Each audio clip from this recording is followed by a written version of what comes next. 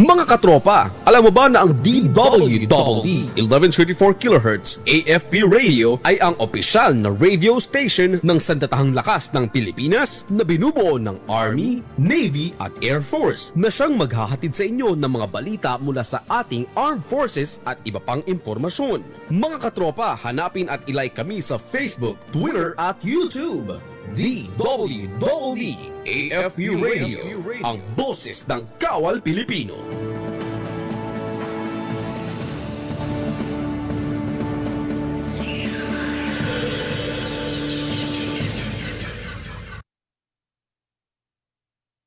What is a soldier? You see them in the news. You see them in video games, in TV, movies, the internet. We see the action, amazed at the equipment, in awe of the skills. But what is a soldier?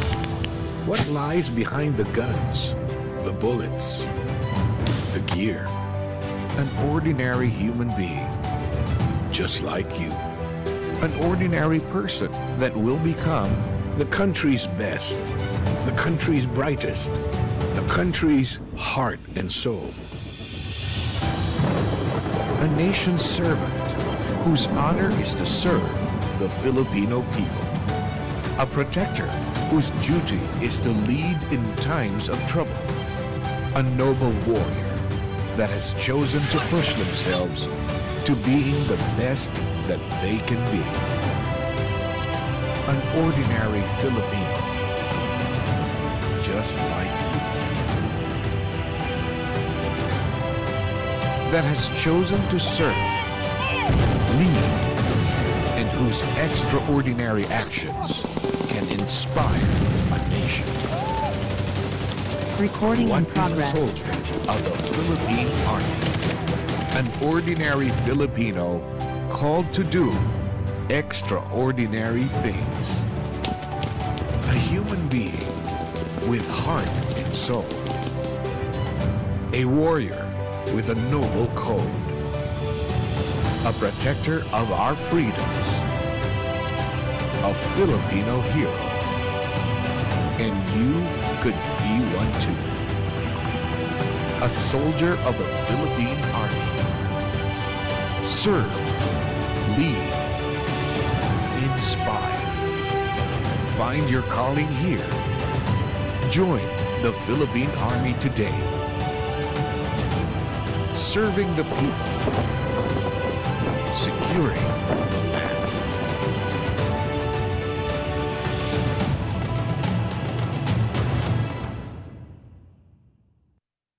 Ding dong! Uy, may safety tips for you. Pwedeng para sa lindol, pero pwede ring pang love life mo. Number 1, iwasan maglagay ng mga babasagin sa mataas na lugar para iwas ma-fall kapag may malakas na lindol. Number 2, make sure na alam ng lahat ang emergency exit para makalabas agad pag ayaw mo na.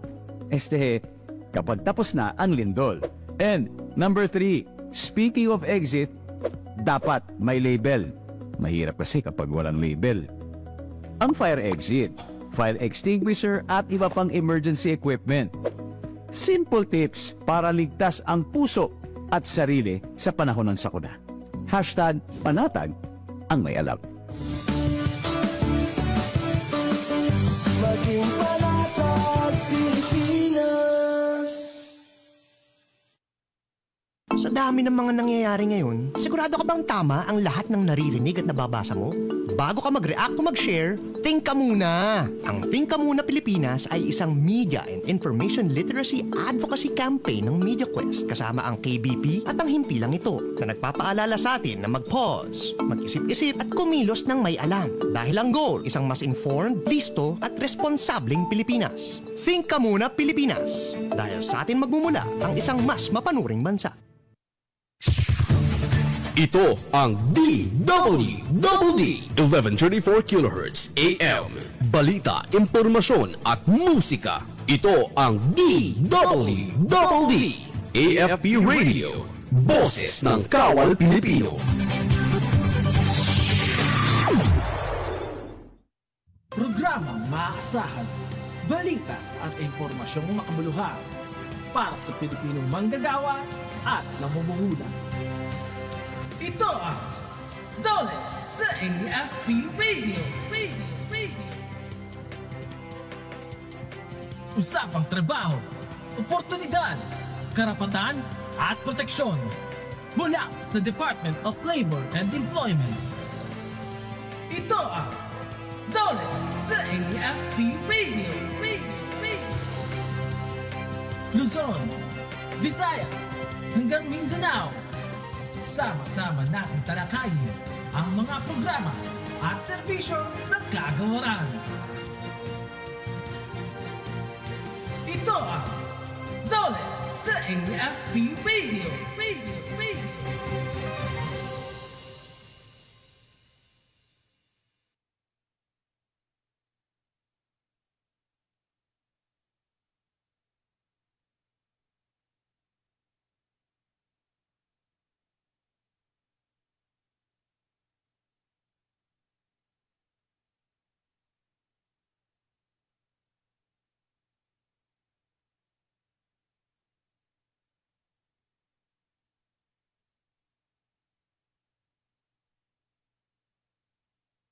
Isang magandang umaga po mga kamanggagawa.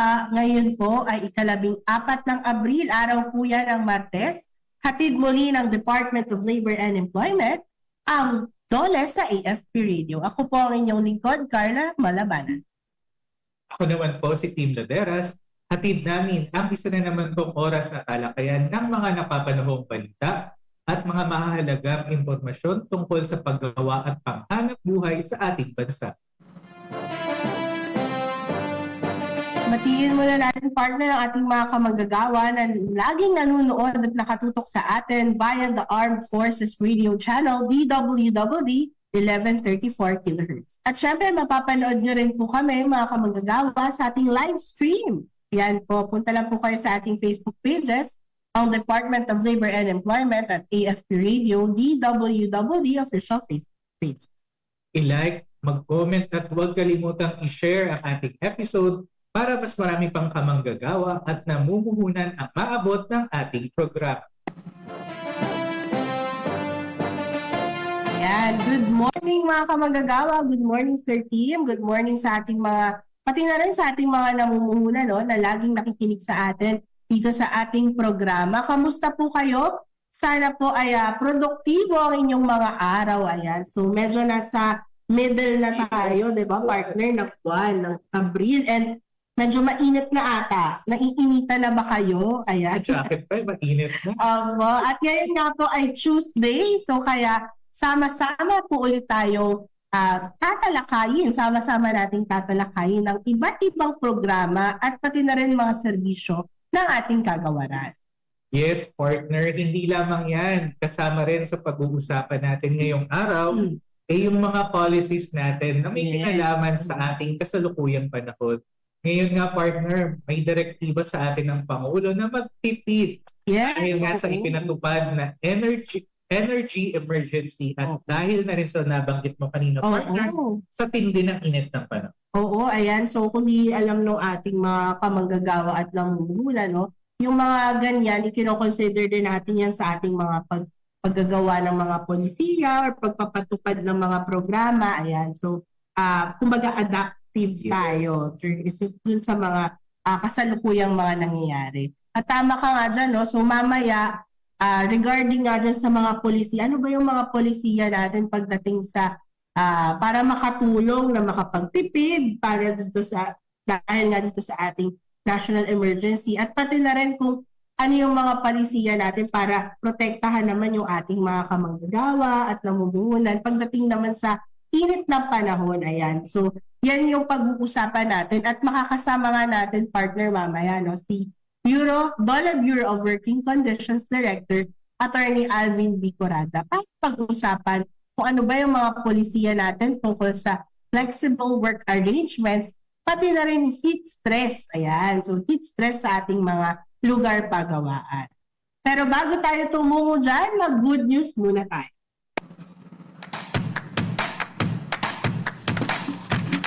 Good news mga kamanggagawa, mas lalong pinag-iigting ng DOLE ang mga programa laban sa child labor. Pakinggan natin ang ulat mula kay Lay Ordonez. Mas maraming bata na ilayo sa child labor. Mas dumami ang mga batang nailayo sa child labor habang pinalalakas ng pamahalaan ang kampanya laban dito sa pangunguna ng DOLE, katuwang ang mga private sector at mga organisasyon. Katuwang ang private sector at mga organisasyon. Mula sa mahigit 800,000 kaso noong 2022, bumaba ito sa 500,000 kaso na lamang noong 2024. Tinutugunan din ng DOLE ang ugat ng problema sa pamamagitan ng pagbibigay ng tulong kabuhayan sa mga magulang upang hindi na mapilitang magtrabaho ang kanilang mga anak. Libo-libong bata rin ang nabigyan ng serbisyo, tulong at proteksyon sa ilalim ng iba't ibang programang tulad ng Project Angel 3. Patuloy ding nire-review at pinalalakas ng DOLE at mga katuwang nito ang mga programa upang maprotektahan ang mga bata at tuluyang wakasan ang child labor sa bansa. Ayan, pakinggan naman natin ang good news na kwento ng isang kasambahay na umasenso, wow, ang kabuhayan sa tulong ng DOLE. Mula naman ang balita kay Margarita Garcian. Dating kasambahay, umasenso ang kabuhayan sa tulong ng DOLE. Isang dating kasambahay sa Parañaque ang napalago ang kanyang kabuhayan sa tulong ng DOLE NCR. Si Evangeline Sigilla ay matagal na nagtrabaho bilang domestic worker at nursing aide upang suportahan ang kanyang pamilya. Dumating sa punto na naging hindi tiyak ang kanyang kita matapos siyang maging on-call worker. Sa pamamagitan ng kanyang samahan, nalaman niya ang DOLE Integrated Livelihood Program o DILIP or DOLE Kabuhayan Program. Naging benepisyaryo siya ng programa at nakatanggap ng puhunan na nagkakahalaga ng 13,000 piso para makapagsimula ng karinderya at sari-sari store. Dahil sa maayos na pwesto at sipag, lumago ang kanyang negosyo at nagkaroon ng mas matatag na pinagkakakitaan. Sa ngayon, hindi na siya umaasa sa pansamantalang trabaho at mas natutustusan na ang pangangailangan ng kanyang pamilya. Ayon kay Evangeline, mahalagang alagaan at pagbutihin ang negosyong ipinagkatiwala upang tuluyang makaahon sa hirap. Alamin naman natin ang magandang balita mula sa rehiyon ng Tuguegarao at yan ni Lay Ordonez. Cook sa Tuguegarao agad nakatanggap ng 130,000 pisong claims sa tulong ng SENA. Isang 52-year-old na cook sa Tuguegarao City ang agarang nakatanggap ng 130,000 piso matapos ang mabilis na pagkakaayos ng kanyang hinaing sa tulong ng DOLE Single Entry Approach o SENA. Humingi ng tulong ang manggagawa noong March 12 kaugnay ng hindi nabayarang benepisyo at issue sa sahod matapos ang halos 16 na taong serbisyo. Sa unang conciliation conference noong March 17, agad pumayag ang employer na bayaran ang kabuuang halaga ng kanyang claims. Naibigay rin sa manggagawa ang settlement sa parehong araw ng pag-uusap. Ang SENA ay isang mabilis at abot-kayang paraan upang marisolba ang alitang paggawa ng hindi na kinakailangang dumaan sa mahabang kaso sa korte. Pakinggan naman natin ang good news mula naman sa Coronadal City, mula naman yan kay Denzel Sandigan. PDLs at manggagawa sa Coronadal binigyan trabaho at training. Mahigit 200 benepisyaryo kabilang ang Persons Deprived of Liberty o PDLs ang nabigyan ng trabaho at oportunidad sa ilalim ng TUPAD program sa Coronadal City. Umaabot sa 160 PDLs mula sa City Jail ang nagtrabaho sa pagkukumpuni at pagsasaayos ng mga pasilidad habang kumikita ng pansamantalang sahod. Kasabay nito, sumasailalim din sila sa skills training tulad ng welding, carpentry at masonry upang mapaghandaan ang kanilang pagbabalik sa komunidad. Mayroon ding 50 iba pang benepisyaryo na nagsasagawa ng road clearing at canal cleaning para sa kalinisan at kaligtasan ng lungsod. Sa pamamagitan ng programa, natutulungan ang mga benepisyaryo na magkaroon ng kita, kasanayan at bagong pag-asa habang nag-aambag sa kanilang komunidad. At balita sa pinaka-latest na job fair sa rehiyon ng Caraga, mula uli kay Denzel Sandigan. Displaced construction workers sa Butuan nabigyan ng trabaho sa DOLE Job Fair. Nabigyan ng bagong oportunidad ang mga displaced construction workers sa Butuan City sa pamamagitan ng Project Dapat Job Fair ng Department of Labor and Employment o DOLE Caraga. Isinagawa ang job fair noong ika-26 ng Marso sa Robinsons Mall, Butuan bilang tugon sa pagkawala ng trabaho, dulot ng project suspensions at downsizing. Nakipagtulungan ng DOLE sa 13 construction firms na nagbukas ng daan-daang job opportunities para sa mga aplikante. Sa 55 na naghahanap ng trabaho, 3 ang agad na natanggap o hired on the spot sa iba't ibang posisyon. Mayroon ding one-stop shop sa job fair upang mapabilis ang pagproseso ng mga dokumento at benepisyo ng mga aplikante. Ayan, yung ating mga balita, no, mula Luzon hanggang Mindanao talaga. At nakikita natin na patuloy yung ating mga programa at mga serbisyo sa pagsaserbisyo sa ating mga kamanggagawa. Nationwide yan, di ba? From livelihood, nandiyan ang ating emergency employment, pati na rin yung ating mga job fairs. Yes, hindi nawawala. Meron din yung SENA. Yes, Pabilis SENA, oo. at accessible na pag-resolve ng mga problema sa labor. Yes, so kaya talaga yung ating mga kamanggagawa no, sa ating mga rehiyon. Punta lang kayo kung may kailangan kayo na related sa labor, ganyan. Punta lang kayo sa inyong mga regional offices dahil assist na lang kayo. Ayan. At yan po mga kamanggagawa ang ating good news na tampok ngayong umaga. Susunod na po ang ating panayam kay DOLE Bureau of Working Conditions Director, Attorney Alvin B. Corada. Pagkatapos po yan ng ilang mga paalala. Oras po natin 17 minuto makalipas ang alas 11 ng umaga. Alamin ang mga mainit na balita mula sa ating Armed Forces. Tumutok sa 1134 kHz AM sa inyong mga radyo at manood online. I-like at i-share ang AFP Radio DWWD Facebook page. Ito ang DWWD Armed Forces Radio, ang boses ng Kawal Pilipino.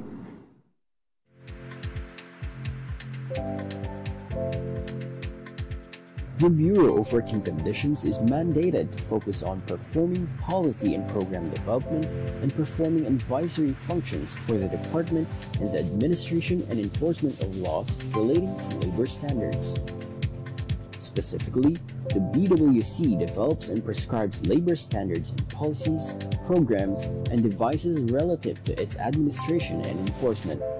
It also exercises technical and functional supervision over the DOLE regional offices as they conduct administration and enforcement activities in the respective regions.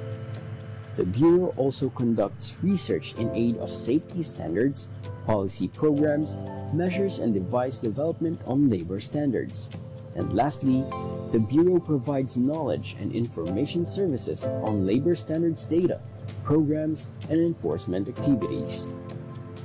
There are 5 flagship programs of the Bureau, namely Labor Inspection, Technical and Advisory Visit, Policy and Program Development, Monitoring of programs such as Construction Safety and Health Program, Technical Safety Inspection. And the last flagship program is a Case Management. The Labor Inspection Program ensures that private sector establishments employing workers comply with the general labor standards, occupational safety and health standards, and other social legislations intended to safeguard the rights of workers to just and humane conditions at work. This is in line with the visitorial and enforcement power of the Secretary of Labor and Employment under Article 128 and 129 of the Labor Code of the Philippines. It is the flagship program of the BWC for ensuring the continuity and sustainability of compliance in all workplaces.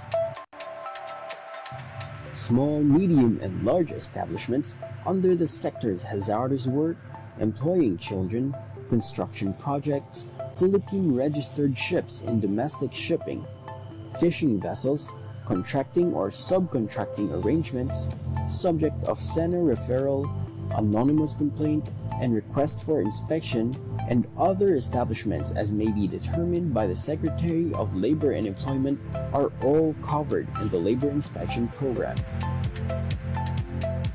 The Technical and Advisory Visit, or the TAV program, aims to build the capacity of community-based micro-establishments towards sustainable compliance with labor standards. It seeks to facilitate easier access to government programs and services, instrumental to addressing their compliance gaps, as well as to provide livelihood assistance and productivity training to further capacitate micro-establishments in improving their business operations. There are various training modules offered in TAB, namely General Labor Standards, Occupational Safety and Health Standards, Child and Family Welfare, Productivity Toolbox, and Visit Checklist and Action Plan. The Technical Safety Inspection is the inspection for the purpose of safety determination of boilers, pressure vessels, internal combustion engines, electrical installations, elevators, hoisting equipments, and other mechanical equipments. The Bureau is also responsible for the development of policies and programs. The Bureau takes the lead in the evaluation of technical plans, processing of certificate of appearance of PMEs and PEEs, work alert reporting, processing of certificate of no pending case, disposition of labor standard appealed cases, general labor standards and occupational safety and health queries and requests for inspection-related data, medical services or assistance to DOLE personnel. And the BWC is also a member of various committees like NCACL, IACAT, LI Capacity Building Committee, Safety and Health Committee, Mental Health Program, and many more. The Bureau envisions well-guided employers and workers committed to a safe, healthful, and productive work environment, adaptive to industry trends and developments, and equitably enjoying the gains of joint endeavors.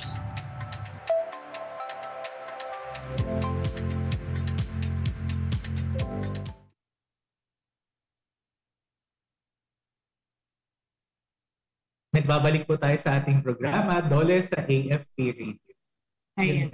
Pag-uusapan natin, partner, yung polisiya patungkol sa pagpapatupad ng flexible work arrangement o yung tawag natin compressed work week. Oo, dahil nga simula nung nagkaroon nga tayo nitong oil emergency, no, 13, yung ating pamahalaan ay naging aktibo na sa pag-urge sa ating mga opisina, sa ating mga both sa public at sa pribadong sektor na magtipid. At isa din to sa nakitang paraan kung paano din tayo makakatipid talaga. Oo. Bukod nga dyan sa flexible work arrangement, nakatutok din ang kagawaran naman para tulungan yung ating pribadong sektor para maiwasan naman na mabiktima na itong heat stress, magkaroon ng heat stress.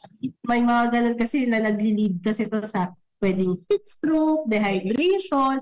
So yun ang mga gusto nating iwasan pagdating sa mga ganitong panahon. At habang hinihintay nga natin yung ating guest for today na nandyan na ba siya? Ayan, wala pa. So habang inaantay natin yung ating guest, no, for the day, yun yung kasi siya yung si Director Alvin, siya ang makakapag-discuss or makakapag-bigay ng impormasyon sa atin, no, tungkol doon sa mga specific na mga polisiya na yan na ipinapatupad natin. Oo, para mabigyan din ng gabay ang ating mga kamanggagawa, ngayon din yung mga namumuhunan na natutok sa atin, ano ba yung dapat gawin regarding sa pagpapatupad na ito. Nabanggit na namin ang alternative work arrangement at measures para labanan ang heat stress sa mga pagawaan. Siguro at this point muna, no, mag-commercial muna tayo habang inaayos natin ang linya ng ating bisita ngayong umaga. What is a soldier? You see them in the news. You see them in video games, in TV, movies, the internet. We see the action, amazed at the equipment, in awe of the skills. But what is a soldier? What lies behind the guns, the bullets, the gear? An ordinary human being, just like you. An ordinary person that will become the country's best, the country's brightest, the country's heart and soul. A nation's servant whose honor is to serve the Filipino people. A protector whose duty is to lead in times of trouble. A noble warrior that has chosen to push themselves to being the best that they can be. An ordinary Filipino, just like you, that has chosen to serve, lead, and whose extraordinary actions can inspire a nation. What is a soldier of the Philippine Army? An ordinary Filipino called to do extraordinary things. A human being with heart and soul. A warrior with a noble code.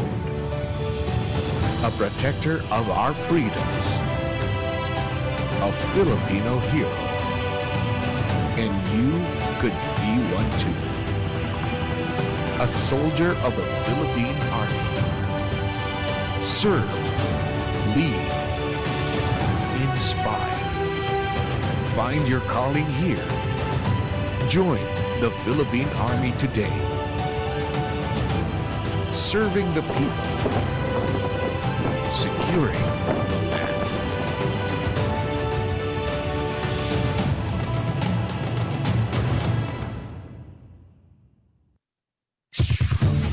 Ito ang DWDD 1134 kHz AM. Balita, impormasyon at musika. Ito ang DWDD AFP Radio. Boses ng Kawal Pilipino. Nagbabalik po tayo sa ating programa dole sa AFP Radio at ngayon nga, partner, makakasama natin para pag-usapan yung mga polisiya ng Department of Labor and Employment hinggil nga dito sa flexible working arrangement, pati na rin yung tungkol sa heat stress. Ayan, patungkol sa heat stress sa ating mga lugar pagawaan. I-welcome po natin muli sa ating programa, Dole Bureau of Working Conditions, Director Attorney Alvin Vitorata. Good morning, dear Alvin, at welcome back po sa ating programa dole sa AFP Radio. Good morning, Carla and team, and salamat for accommodating the Bureau of Working Conditions. It's always our pleasure, sir. No? Kami po ang nanggugulong ako sa inyo. At thank you po kasi nandito po kayo sa ating programa para i-discuss nga po sa ating mga kamanggagawa. Ano po ba yung mga polisiya ng department hinggil nga po dito sa nangyayari po sa atin na oil emergency at pati na rin po dito sa ating panahon nga po na nag-change na po, medyo tag-init na po tayo ngayon. Ayan. So sir, bilang tugon nga po doon sa nabanggit po namin kanina, direktiba po ng ating Pangulo po Ferdinand R. Marcos Jr. na magtipid po sa gitna ng nararanasan po natin na oil emergency. Ngayon nga po na meron pong tensyon sa Middle East. Hinihikayat po ng ating pamahalaan na ang ating pong public and private sector na magpatupad po ng flexible working arrangement. So sir, ano po bang klase ng mga flexible work arrangements po yung pinahihintulutan po ng kagawaran at maaari po ipatupad naman po sa ating private sector, sir? Marami tayong options, Carla, for the private sector ng alternative flexible work arrangement na pwedeng i-adapt natin. Isa dyan yung work from home arrangement. Ito yung mga dadalhin yung trabaho papunta sa kanilang mga bahay-bahay. Pero in 2018, nagkaroon tayo ng telecommuting law. So ang tawag na telecommuting, kung ang trabaho na ginagawa natin sa bahay ay through a digital technology naman. But from other than work from home, telecommuting, nandiyan din yung reduced work days, binabawasan yung araw na nasa trabaho. Ngayong summer, nabanggit mo yung pataas yung init natin sa araw, yung heat stress natin na naranasan. Pinopromote din natin sa mga outdoor workplaces yung broken time schedule. Meaning, may mga time sa isang araw na mag-break muna sila dahil mataas yung init na naranasan yung mga manggagawa. Meron ding rotation of work. So meaning straight sila magtatrabaho ng 1 week, then 1 week silang work from home, then babalik sila na another week. Maraming combination, Carla. Recommendation naman ito ng Department of Labor Employment, but itong recommendation ng DOLE ay subject talaga sa pag-uusap ng ating mga manggagawa, ng employers, kung ano ang suited na arrangement sa kanila considering yung skills, competency, kalagayan ng mga manggagawa. At the same time, yung nature ng economic activities ng enterprise natin. Kasi we understand na meron din tayong, Carla, mga workplaces na hindi suited ang alternative workplace. May mga traditional tayong mga workplaces katulad ng health sector, sa manufacturing sectors, agriculture sector na lalo na plantation na kailangan talaga yung on-site work din. Ayan. So marami po pala, Director, no, na choices yung ating mga pribadong sector. Kailangan na po nila tignan kung ano po yung mag-work dun sa current nila na setup o yung proseso nila.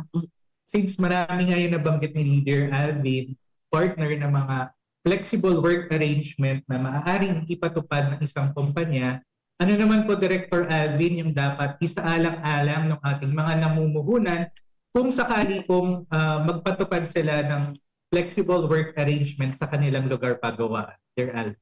Tama, Tim. Magandang tanong yon kasi ang pinaka-importante sa adoption ng flexible work and alternative work arrangement ay yung malawakang consultation process. Dapat alam ng mga manggagawa at sila ay na-inform ng ano yung mga positive implication, ano yung mga possible challenges whenever sila ay mag-adapt ng flexible and work arrangement. Ang pinaka-importante sa lahat, after discussion, after dialogue, after informing them yung kanilang mga benefits and challenges, dapat nag-agree sila sa implementation and adoption ng work from home, telecommuting, or flexible work arrangement.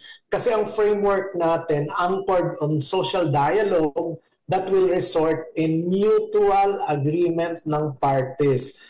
Kasi nakikita natin kahit sa isang workplace lang, Tim and Carla, posible gusto nila mag-implement ng flexi work, alternative work, pero we understand na katulad ng quality control, kung walang digital or technology in determining quality control, wala tayong means but yung quality control department mag-report on-site.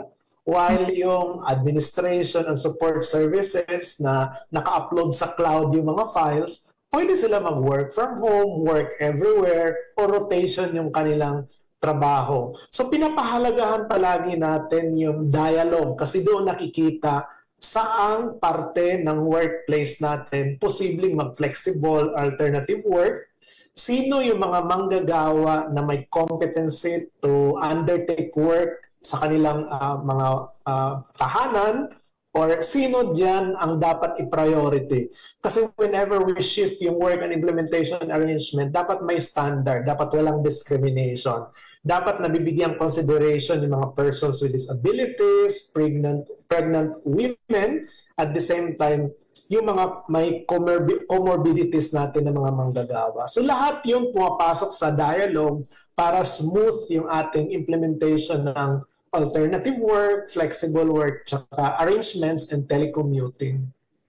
Ayan. So dito po siguro, Dear Alvin, na pumapasok yung kahalagahan ng pag-uusap between the employer and yung kanila pong mga workers. Pati na rin po yung representation kung meron pong mga union, ganyan. Kasi kumbaga na-release yung concern din po ng ating mga workers pagdating po dun sa kanilang kung paano nila gustong ipatupad yung kanilang flexible work arrangements. Sir, pag ganito po ba mga flexible work arrangements, ito po ba, considered po ba ito na voluntary po ba siya dapat or mandatory po ba siya, minamandato po ba siya, ganyan? Sir? Ang ating flexible, ang policy natin ngayon, ay ino-offer natin sa workers and employers. So sinasabi ng DOLE ngayon, posible nyo itong i-adapt. Yes. Ano, when you adopt, ito yung mga standard na susundan ninyo. But in the course of the decision process whether to adopt and implement or not, dapat may mag-agree kayo. Kasi minsan mahirap naman na the government will impose something na hindi naman kaya, walang capacity yung enterprises na mag-alternative work. Ang problema kasi yung concept ng mandating flexible work, alternative work, lalo na sa mga micro-enterprises, Carla and Tim.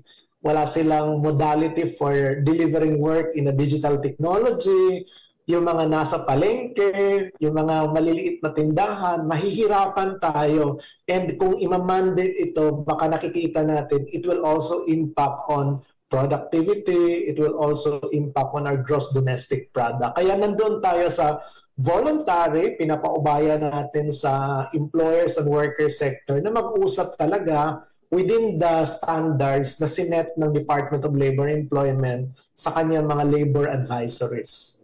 So, kumbaga, Director po, yung ating mga advisories, ito po yung magiging guide ng ating mga employers at workers sa pagpapatupad kung ano man pong applicable na flexible work arrangement po sa kanila. Tama, Tim and Carla. Opo. Since nababanggit nga po natin itong kahit na anong flexible work arrangement yung maaring ipatupad na deemed suitable and mutually agreed ng employers at ng kanilang workers, paano naman po sa end ng DOLE, paano naman po natin masisiguro na yung mga benepisyo po katulad ng overtime, holiday pay, o iba pa pong karapatan ng ating mga kamanggagawa ay mapoprotektahan po sakaling magpatupad ang isang workplace ng kanilang alternative work arrangement, Director Al? Yes, Tim. Kahit ngayon na meron tayong mga economic challenges, nag-save tayo ng ating mga resources, ang labor inspection system ay tuloy-tuloy. Hindi tayo humihinto. Yung ating mga labor inspectors ay wala sa mga opisina. Hindi sila covered ng 4-day work week. Sila ay pumapasok tuloy-tuloy. And even kung may mga complaint, kahit weekend yan, holiday, sila ay lumalabas para makita yung mga complaint at maprotektahan yung karapatan ng ating mga manggagawa. So this is something na gusto nating ipaabot sa ating mga workers na kung meron silang reklamo, ipaabot sa atin kasi baka naman hindi nahagip during the inspection process. But ang assurance na binibigay natin sa ating mga stakeholders na tuloy-tuloy nandiyan yung ating mga inspector sa field. Pero ang ating naman pakiusap, Carla and Tim, sa ating mga employer na kahit tayo ay nakakaranas ng economic challenges, dapat makikipag-usap tayo sa ating mga manggagawa para yung karapatan naman nila sa sahod, overtime, and other premium pay ay hindi naman masacrifice. More than ever, kailangan ng ating mga manggagawa matanggap yung kanilang mga benepisyo kasi sila ang nahirapan din with the economic challenges that we are facing now. We value yung contribution ng ating mga manggagawa kasi what we want ay competent na mga workers. We don't want our workers to lose jobs, to transfer to other companies. Dapat i-value natin yung contribution nila through grant and provision ng naaayon lang naman sa batas, and some even ay minimum lang, minimum wage, yung holiday pay natin, and even yung night shift differential kung sila ay nagtatrabaho sa gabi. So, klaro yan, no? Yung ating labor inspection system tuloy-tuloy para ma-assure na yung mga dapat na benepisyo para sa ating mga workers, tuloy-tuloy din po nilang natatanggap. Kahit po sila ay naka-flexible work arrangement. Ayan. Sir, bukod po dito sa ating flexible work arrangement, patuloy din po tayo na nagpapaalala sa ating pribadong sektor tungkol naman po sa heat stress. Lalo na po at tag-init na nga po ngayon. So, sir, pakibahagi naman po sa ating mga listeners, ano po ba yung tinatawag nating heat stress and kailan po ba ito nararanasan or ano po ba yung feeling na pag kayo po ay heat stressed na? Pag tinamaan na ng heat stress. Ang heat stress, meron tayong common understanding na pag nainitan tayo sa araw, naglakad tayo sa labas, nagtatrabaho sa construction site, tayo ay nahi-heat stress. Pero it's not really about workplaces. Ang heat stress can also occur inside the workplaces. kung yung capacity natin to dissipate, yung capacity ng ating katawan to dissipate heat ay hindi na kaya dahil sobrang init, makakaroon tayo ng heat stress. Ang sabi ng ating mga medical doctor, Tim and Carla, maramdaman mo daw yung heat stress, masakit ang ulo mo, nagka-cramps yung body mo, and ngayon umiinom si Carla ng maraming tubig. Maganda yon, kailangan talaga. And yung ayaw natin magkaroon ng heat stroke kasi minsan yung heat stroke pag hindi naagapan ng mabuti, ito ay nakakamatay din at ayaw natin. So dito pag nagtrabaho tayo kahit indoor, bantayan natin yung katawan natin. Kung masakit ang ulo natin, uminom tayo ng tubig. Kung tayo ay naiinitan talaga, magsuot tayo ng personal protective equipment. Kung ang trabaho natin ay outdoors naman, lalo na sa construction company, pinopromote natin na sana iwasan yung trabaho ng yung 10 o'clock to around 2 o'clock in the afternoon. Instead, agahan natin ang trabaho, i-adjust natin yung workplace na 8 hours pa rin para hindi maapektuhan yung income ng ating mga manggagawa. But we also promote yung protection ng kanilang, yung health protection nila by avoiding them, by iiwas sila sa matinding init ng araw. So, yun nabanggit nyo din po, Director po, no, na yung para sa ating mga nasa labas yung kanilang workplace, pwede po yung broken time. Lalo na yung mga nasa construction. Kasi yung usually po yung 10 to 2, yan na po yung katerikan talaga. Talagang masistress ka na sa heat yan. At dahil nga po, Director, mataas ang risk na makaranas ng heat stress sa mga lugar pagawaan, lalo na ngayong summer season, muli po tayong nagpapaalala na meron pong umiiral na alituntunin na nakapalo po sa Labor Advisory number 8, Series of 2023. Director Alvin, pakibahagi naman po sa ating listeners and viewers, ano po ba yung layunin ng nasabing Labor Advisory at sino lamang din po ba ang sakop nitong Labor Advisory, Director? Ang Labor Advisory natin ay inisyo natin ng 2023 at ito'y ginamit natin ng 2024, 2025 para maprotektahan yung safety and health ng lahat ng mga manggagawa sa private sector. Kasi ito yung covered ng DOLE's jurisdiction. But of course, this is something that our workers in the private sector can also consider and adapt natin. Ang tinitingnan natin una palagi sa Labor Advisory, i-assess natin, of course naman sa tagal na ng ating mga manggagawa, na profile natin ano ang edad ng ating mga manggagawa, anong mga sakit ng ating mga manggagawa, saan ang ruta ng biyahe nila, gaano sila katagal nagbabiyahe, at ano yung oras ng trabaho.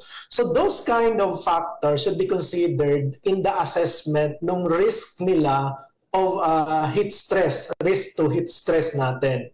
So kung meron tayong mga manggagawa na may comorbidities, dapat iiwas natin sila doon sa mga risk factors that would increase their susceptibility to heat stress. Dapat doon sila sa insulated area, hindi naka-expose sa init ng araw. And then kung meron tayong mga manggagawa na nandoon mismo sa init ng araw, either indoor or outdoor, magbigay tayo ng more frequent breaks. Kahit itong summer lang. Kasi ang usual natin na break, 9 o'clock, 3 o'clock. And then kung mainit talaga, ihati-hatiin natin yung break para mailagay natin sila sa cool area natin. And for workers na nagtatrabaho talaga sa init ng araw, direct exposure sa araw, lagyan natin ng personal protective equipment like hat, yung mahabang damit na to protect yung kanilang skin also.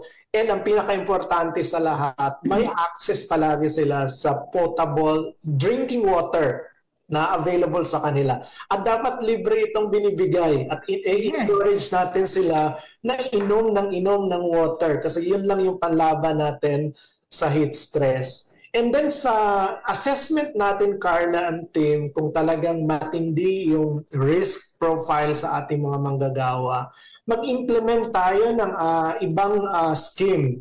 For example, yung mga nagtatrabaho ng Monday to Friday, i-rotate natin, i-break natin sila for the next week, babalik sila the next week naman para makarecover yung kanilang katawan sa mga nagtatrabaho sa matinding init ng araw, sa mining and quarrying, construction, but also ensuring na yung benefits nila ay mapoprotect pa rin natin. Yun yung mga practical na sinayad dito sa labor advisory natin. But of course, yung pag-asa natin, nag-issued ng parang heat index ata ang tawag ng ating pag-asa na may mga temperature ranges, nakalagay yun sa ating labor advisory, na pag 42 degrees, naglabas ang pag-asa na ang heat index natin ay 42 to 51 degrees, dapat ilimitahan na natin yung oras sa trabaho. Talagang dapat mag-implement tayo ng broken time schedule. Pero pag ang heat index natin ay umabot na lalampas ng 51, magiging 52 degrees, dapat sa stop na natin yung outdoor na trabaho, lalo na yung mabibigat na trabaho outdoors or sa maiinit na lugar kahit indoors, kasi most probably susceptible na yung ating mga manggagawa sa heat stress. So may coordinated effort tayo. At the DOLE, may labor advisory tayo. Yung ating pag-asa naman, naglabas ng heat index at regular itong kino-communicate in public for the guidance ng employer. And then yung Department of Health naman, meron silang separate advisory, yung preparation naman ng health sector natin to accommodate yung mga nabiktima ng heat stress natin, na ma-accommodate sila ng public health institutions natin. Ayan, so ano talaga na sir, ngayon na po kasi parang umaabot na 40, 42 yung ating heat index sa labas. So meron po palang nakalagay iyon sa ating labor advisory na pagdating sa mga ganitong temperature na broken time na or tigil na yung trabaho na sa outside. Kaya dapat sa ating mga listeners and viewers, lagi tayong mag-tune in dun sa mga balita na nahatid ng ating mga ahensya ng gobyerno, lalo na tayo dito sa DOLE, meron din sa pag-asa para doon sa heat index nga at sa DOH, syempre para din sa ating health concerns. Dear Alvin, pagdating po ba sa pagkakaroon ng isang lugar pagawaan ng heat stress program, ano-ano po ba yung dapat na nakapaloob po sa isang heat stress program ng isang establishment here? Yung ibang components, Carla, ng HEAT program, nabanggit ko na kanina, dapat may assessment component, profiling component, profile natin yung mga manggagawa. Ang susunod, katulad ng ating ginagawa sa ibang workplaces, dapat merong hazard identification and risk assessment and implementation ng control measures. So ngayon, regular kasi nagkakandak ng HIRAC yung ating mga safety officer, but ngayon mataas yung heat index natin, tumataas some parts of the day, some days of the week, dapat mag-conduct sila ng special HIRAC uli para makapag-implement tayo ng control measures palagi. And the other component ng ating program should be referral. Dapat naka-profile na natin saan pinakamalapit na hospital kung kailangan talaga ng emergency intervention yung ating mga manggagawa, madala uli natin. And more importantly, dapat konkreto yung mga steps natin within sa heat index natin. Dapat konkreto na yung steps na gagawin ng ating mga employers kung ano ang work scheme na ipapatupad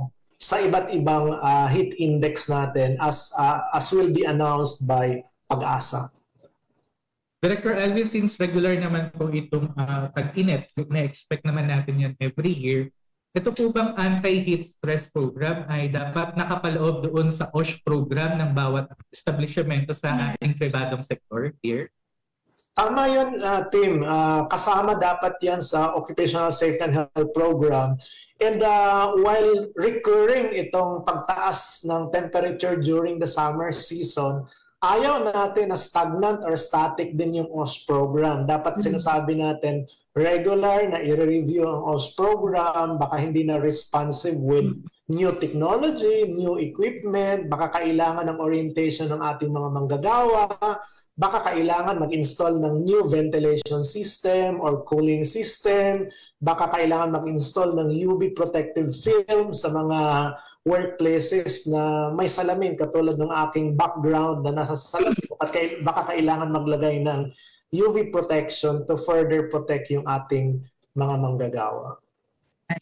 So dear, at this point, kung sakali po ba na yung ating pong mga employers, yung ating mga establishmento or mga, for example, yung ating mga HR officers and safety officers, gusto po nilang humingi ng tulong patungkol po sa pagpapatupad ng alternative work arrangements or pagkakaroon po ng heat stress program sa kanila pong mga kumpanya. Kanino at saan po ba sila maaaring sumagot ni Director? Kung gusto lang po nila manghingi ng assistance, pinakamadali po na tumawag sila sa hotline 1349. Ibigay lang po yung contact person, contact number, tsaka address nila para mai-refer po ng call center sa appropriate regional offices or provincial offices or field offices. Pero po kung malapit kayo sa mga opisina ng Department of Labor and Employment, meron po kami sa lahat ng probinsya dito sa Metro Manila. Marami mga cities na may opisina ang DOLE. Pumunta na po kayo para po matulungan kayo. Kung may mga draft programs na po kayo, pwede niyong dalhin para makapag-advise po yung aming mga personnel, mga labor inspector, what other components should be integrated in the existing program to further strengthen yung protection ng ating mga manggagawa. Ang labor inspection program team in Carla are always ready to assist yung ating mga manggagawa sa kanilang concern. Pwede silang puntahan para matulungan. Kung sila naman ay pupunta sa office, huwag silang matakot kasi ang ating labor inspection program, ang kanyang desired outcome ay sustained compliance. Kaya tinuturuan natin sila paano ma-strengthen yung kanilang mga programa, paano ma-correct yung kanilang mga practices so that we can attain a culture of compliance sa ating mga workplaces. At this point, Dear Alvin, kunin na lang po namin ang inyong mensahe at magbigay na rin po ng paalala sa ating mga kamanggagawa at namumuhunan, lalo nga po sobrang init na ng panahon. Go ahead, Director. Yeah, ang paalala ng DOLE palagi is that ngayon na mainit ang panahon, dapat siguro pag-usapan, umpisang mag-usap kung ano yung mga posibleng gagawin.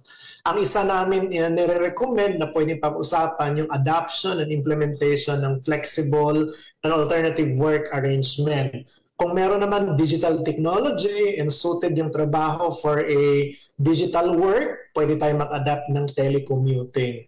Kung kailangan talaga yung on-site work, dapat i-explore yung broken time schedule. And then kung mahihirapan tayo, very tight yung broken time schedule natin, pinaka-importante yung i-assess yung risks level sa ating mga workplaces at mag-implement tayo ng control measures. Kailangan ba natin maglagay ng fan, mag-install ng fan? Kailangan baguhin yung configuration ng ating mga workplaces? Or kailangan ba tayo magbigay ng personal protective equipment? Pinakamahalaga at pinakasimple, yung access sa tubig ng ating mga manggagawa, drinking water. Dapat at libre dapat na binibigay sa ating mga manggagawa. At kung meron silang reklamo team at kay mga concerns sa compliance on labor laws, beyond heat stress and beyond alternative work arrangement, tumawag lang po kayo sa hotline 1349. Iwan lang po ninyo yung number, email, tsaka address para po matugunan po namin ang pangangailangan po ninyo. So maraming salamat po sa inyong oras po and of course yung pagpapaunlak po ninyo sa amin dito, Director. Marami po kaming natutunan and of course yung ating pong mga tagapakinig. Salamat team. Salamat Carla. Thank you very much, Dear Alvin, and stay safe po.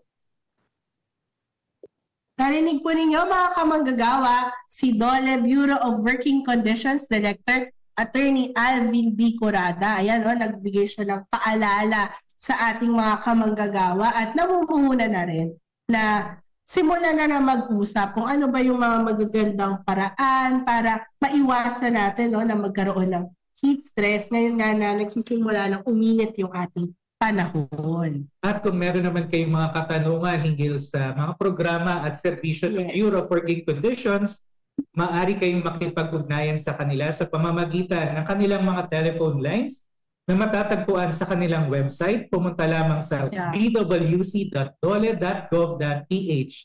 Ang address po ng kanilang tanggapan ay nakalagay din sa kanilang website. At syempre, pwede rin silang mag-tune in every Wednesday at manood, makinig ng Webinar Wednesdays na hatid ng Bureau of Working Conditions. Oo, tama yan. Kasi alam ko, dinediscuss din yan ng ating mga ng ating mga labor inspectors ba, yung mga nag-resource person ng ating DWC about sa iba't ibang policies po or labor advisories ng DOLE, at kasama na nga dyan yung sa ating Labor Advisory number 8, 2020, series of 2020.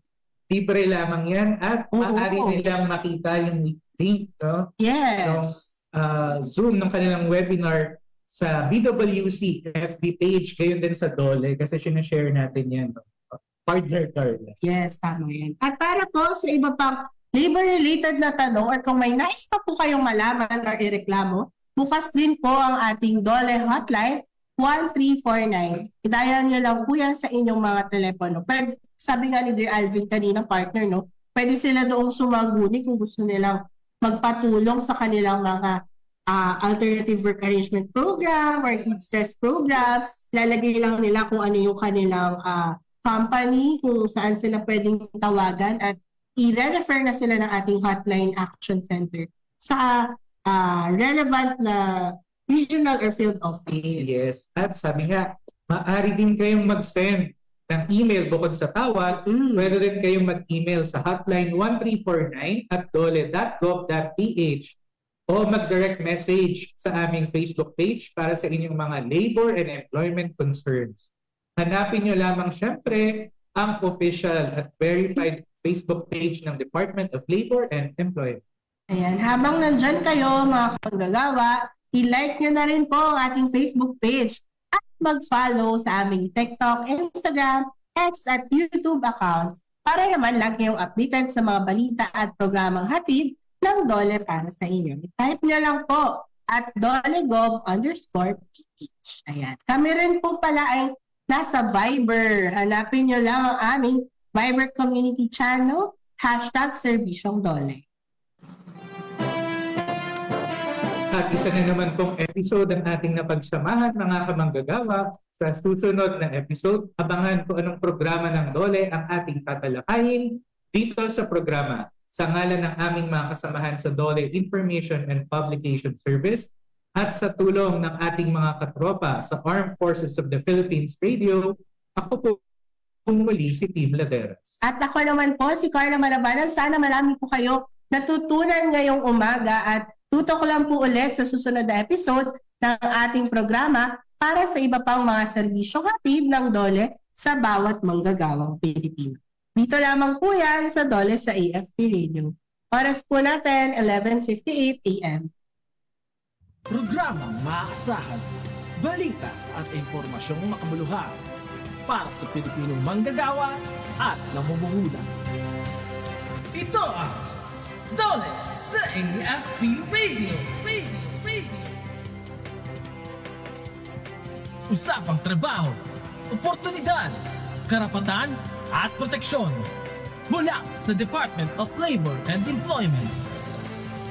Ito ang DOLE sa AFP Radio. Luzon, Visayas, hanggang Mindanao. Recording stopped. Talakayin ang mga programa at serbisyo ng kagawaran.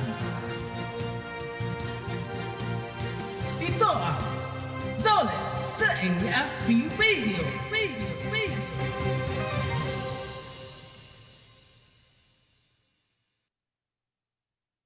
Kayo ay nakatutok sa DWDD AFP Radio.